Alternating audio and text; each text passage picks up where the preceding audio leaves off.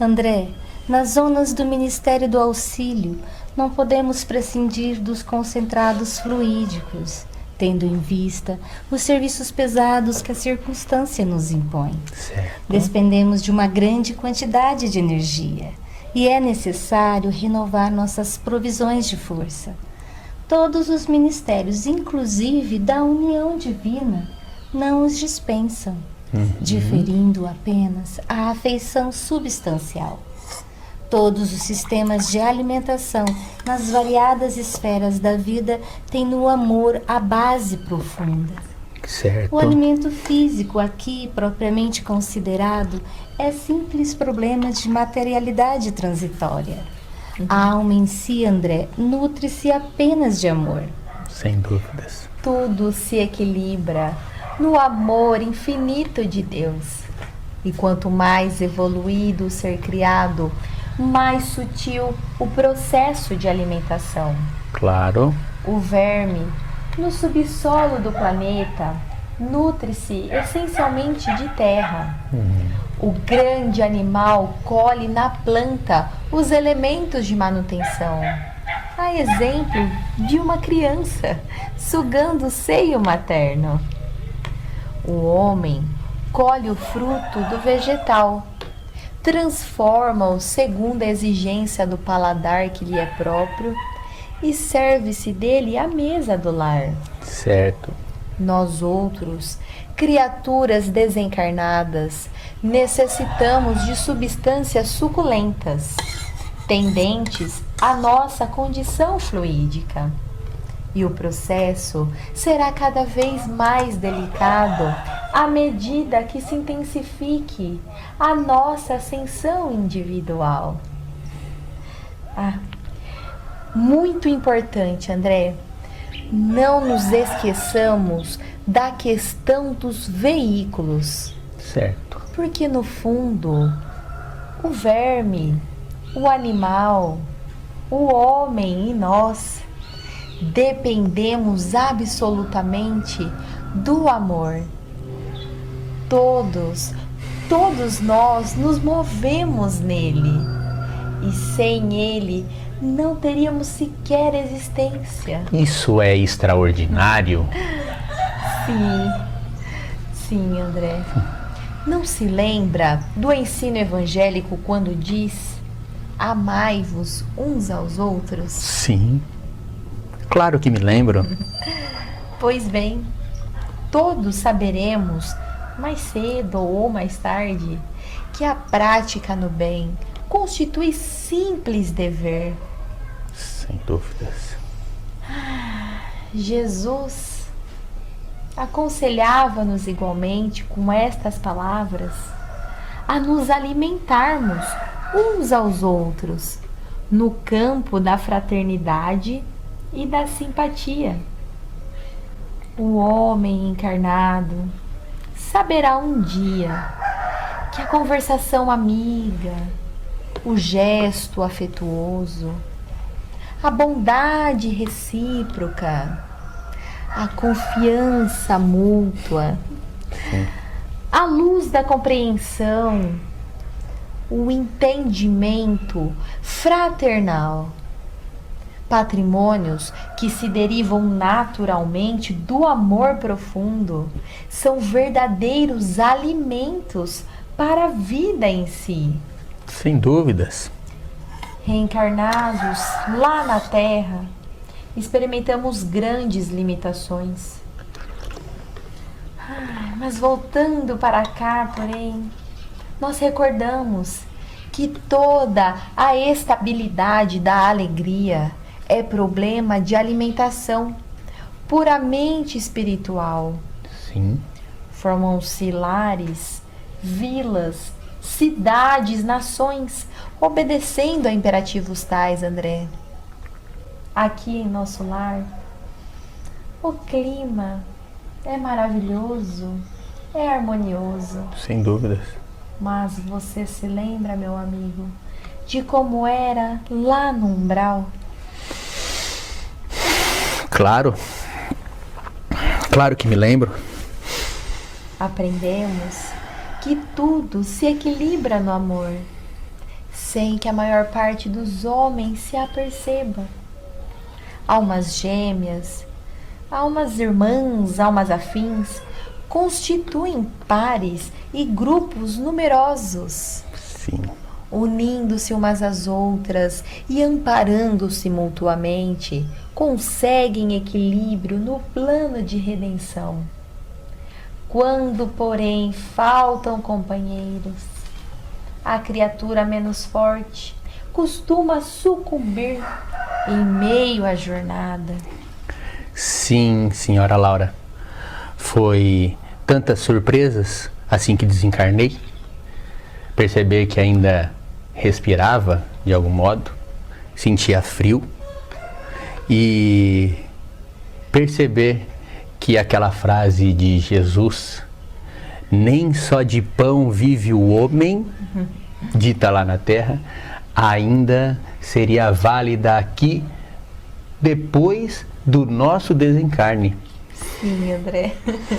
Isso são conhecimentos fabulosos. E surpreendentes. Sem dúvida.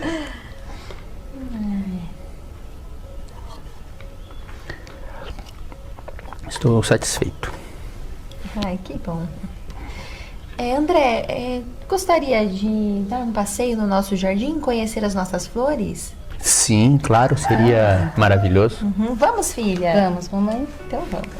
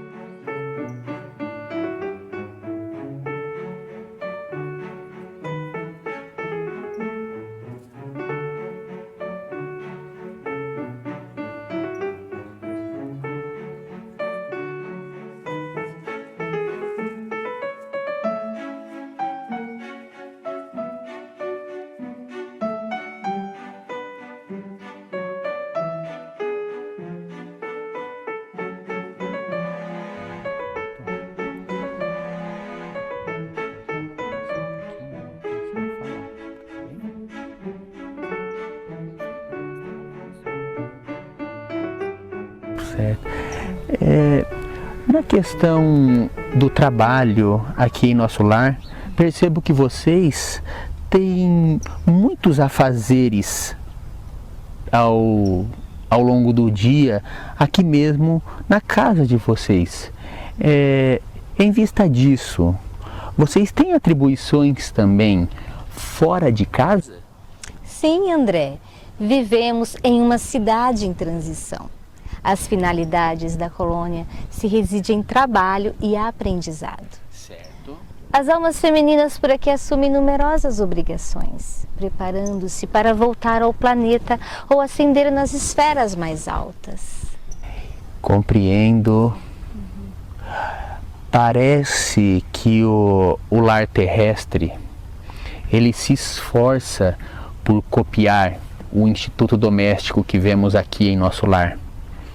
Mas os casais por lá, com raras exceções, ainda estão a moldar o terreno dos sentimentos, invadido pelas ervas amargosas da vaidade pessoal, povoado pelos monstros do ciúme, do egoísmo, enfim. Sim, André.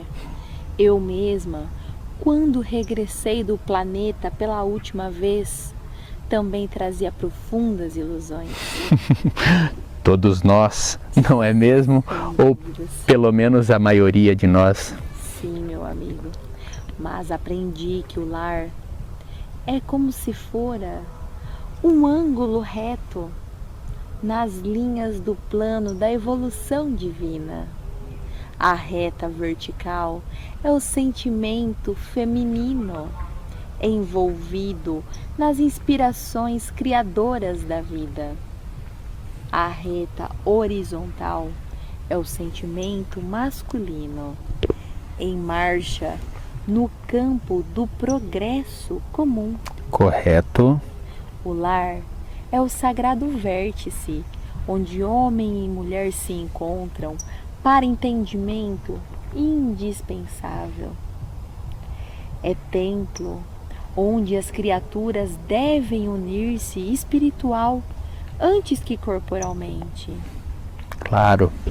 Há na Terra agora grande número de estudiosos das questões sociais que aventam medidas e clamam pela regeneração da vida doméstica.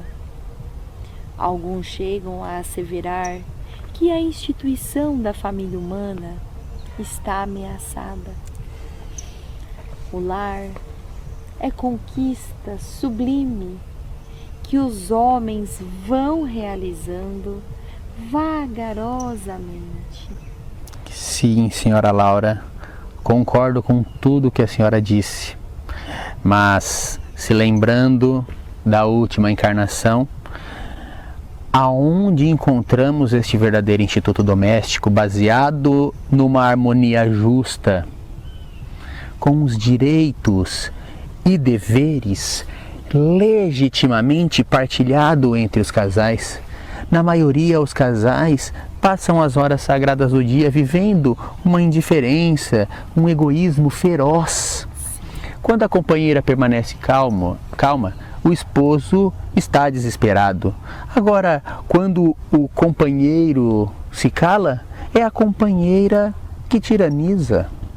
Nem a esposa se decide animar o esposo na linha horizontal de seus trabalhos temporais, e nem o esposo se resolve a segui-la. Sim. Num voo de ternura e sentimento, rumo aos planos superiores da criação.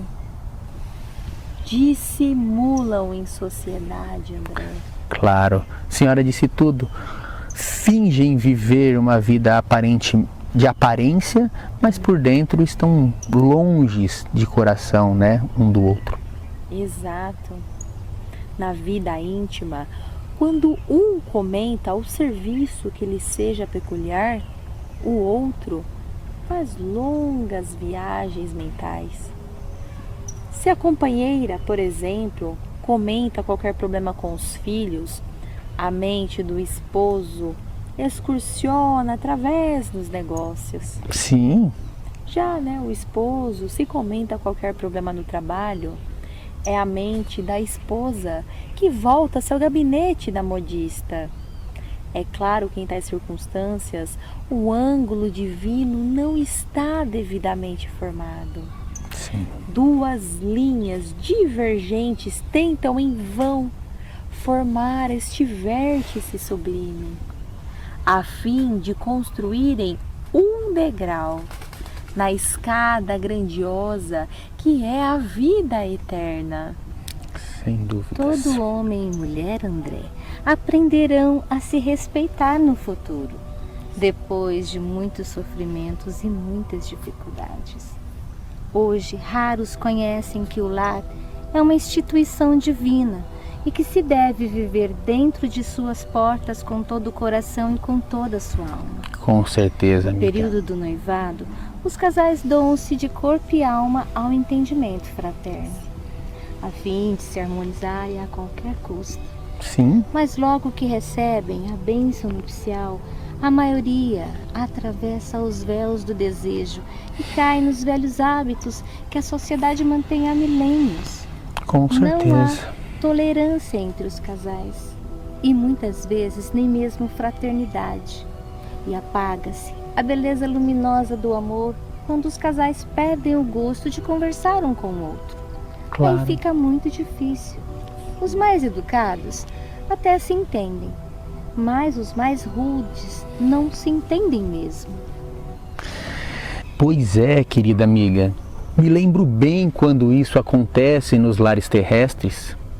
Perguntas e respostas são formuladas em vocábulos breves, por mais que se unam os corpos, por mais que vivem na mesma casa, estão com as mentes separadas, operando em rumos opostos. Na fase atual evolutiva do planeta, André, existe na esfera carnal raríssimas uniões de almas gêmeas. Sim. Reduzidos matrimônios de almas irmãs e de almas afins, e uma esmagadora porcentagem de ligações de resgate. A maioria dos casais humanos estão constituídos verdadeiros forçados sob algemas. Sim. Exato. André, voltando ao assunto que comentávamos há pouco, sobre as almas femininas, certo, no trabalho, sim, do lar. as almas femininas não podem permanecer inativas aqui. É preciso aprender a ser mãe, esposa, missionária, irmã. A tarefa da mulher no lar não pode circunscrever-se a lágrimas de piedade e a anos de servidão, de maneira alguma. Claro. É claro que o feminismo desesperado também constitui abominável ação contra os atributos verdadeiros do espírito feminino. A mulher não deve ir ao duelo com os homens atrás de gabinetes de escritório, onde se reserva atividade justa ao espírito masculino. Correto. A nossa colônia ensina, André, que existem nobres tarefas de extensão no lar para as mulheres. A enfermagem, não é mesmo, filha? Sim, mamãe. O ensino, a indústria do fio, a informação, os serviços de paciência são atividades assaz expressivas. Claro. O homem deve aprender a carregar ao ambiente doméstico a riqueza de suas experiências.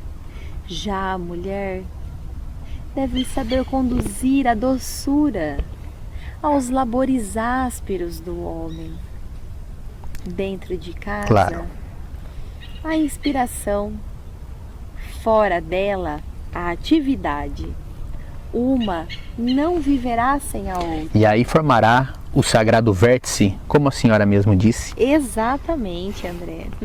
André, quando o Ministério do Auxílio me confia crianças ao lar, os meus horários de serviço são contados em dobro.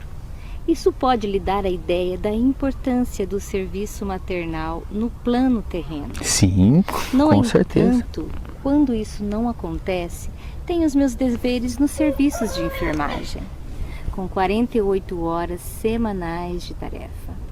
Todos trabalham em nossa casa, André. E isso é tarefa fácil a todos. Dedicamos 8 horas diariamente ao serviço coletivo. Falando nisso, André, eu já preciso ir no meu horário de trabalho. Até mais, André. Até mais, querida amiga. Muito obrigado pelos esclarecimentos. Por nada, irmão. Até logo, mamãe. Até mais, querida. Bom trabalho. Obrigada. Até mais, filha. Muito obrigado, senhora Laura, pelos esclarecimentos. Este dia foi formidável, essa conversa foi muito esclarecedora. Que bom, André. Tenho mais uma dúvida, se a senhora me permitir. Claro, mas vamos até o outro canto do jardim para que você aprecie outras vistas, pode ser? Claro, claro. Por favor.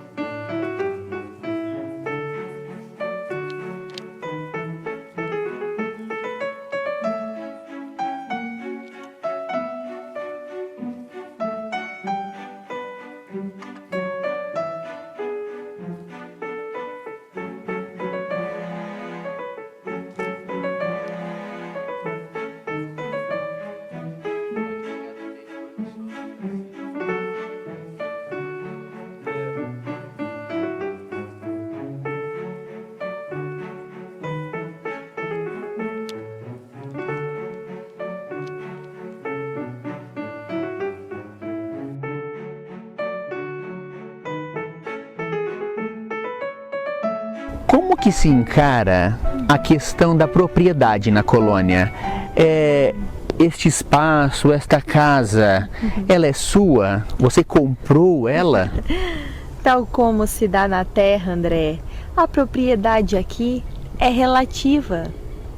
As nossas aquisições são feitas com base em horas de trabalho. Certo. As construções, de maneira em geral, são de patrimônio comum a todos, sob controle da governadoria. Certo. O bônus hora é como se fora o nosso dinheiro, que conquistamos à custa de esforço e dedicação. Cada família espiritual pode conquistar um lar, mas não mais que um. Correto. Apresentando 30.000 bônus hora. A nossa morada foi conquistada pelo trabalho perseverante de meu esposo, que veio à esfera espiritual muito antes de mim. 18 anos permanecemos separados pelos laços físicos, mas sempre unidos pelos elos espirituais.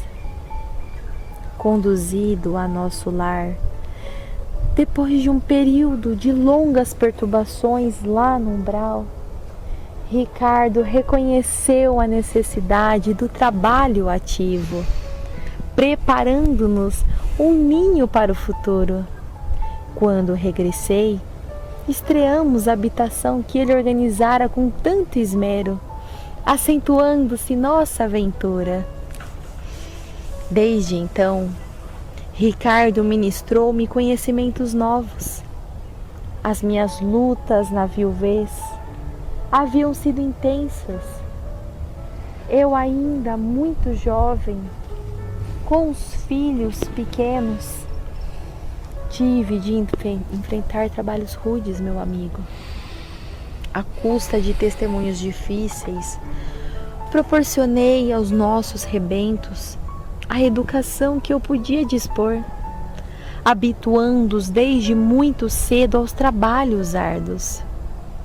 Depois compreendi que a existência tão difícil me livrara de angústias e de indecisões do umbral, por colocar-me a coberto de perigosas tentações.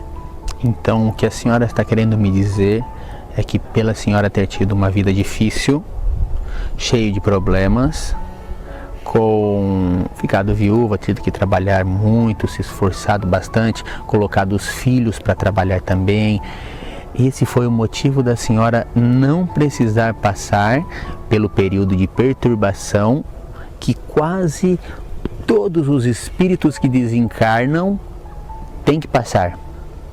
Exatamente, meu amigo.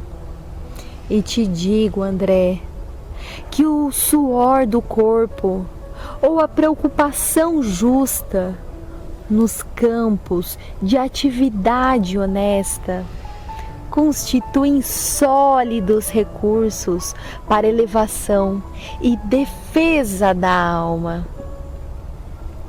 Reencontrar Ricardo e tecer novo ninho de afetos, isso representava o céu para mim. Nós vivemos anos e anos de perene ventura, um contribuindo com o outro, e nós dois auxiliando a todos aqueles espíritos que nos eram afins. Com o passar do tempo, Judite e Yolanda e Lísias reuniram-se a nós, aumentando a nossa felicidade. Mas a esfera do globo nos espera, André. Se o presente está cheio de felicidade, o passado nos chama à conta, para que o futuro se harmonize com as leis eternas. Não podemos pagar a terra com bônus hora, e sim com o suor honrado, fruto de trabalho. Dada a nossa boa vontade, André, aclara-se-nos a visão do porquê de um passado tão difícil. A lei do ritmo exige a nossa volta. Hoje, André, Ricardo já reencarnou e ele me aguarda para que nós possamos tentar em mais uma encarnação colocarmos em prática tudo aquilo que temos aprendido aqui em nosso lar, sobre a família, sobre o respeito, sobre o amor. Você entendeu, André? Sim, querida amiga, e estaremos em pensamento e visitando-a quando a senhora estiver reencarnada para auxiliá-la em todas as situações que precisar. Oh, meu amigo, muito obrigada de coração. Ai, amizades como essa são muito valiosas, André. Sim, é tão fabulosa a nossa conversa que praticamente escureceu. Sim, olha só. Já está na hora de eu ir embora. Apesar de todos os conhecimentos, todos os esclarecimentos, eu preciso regressar aos meus aposentos. Certo, André. Fique à vontade, meu querido.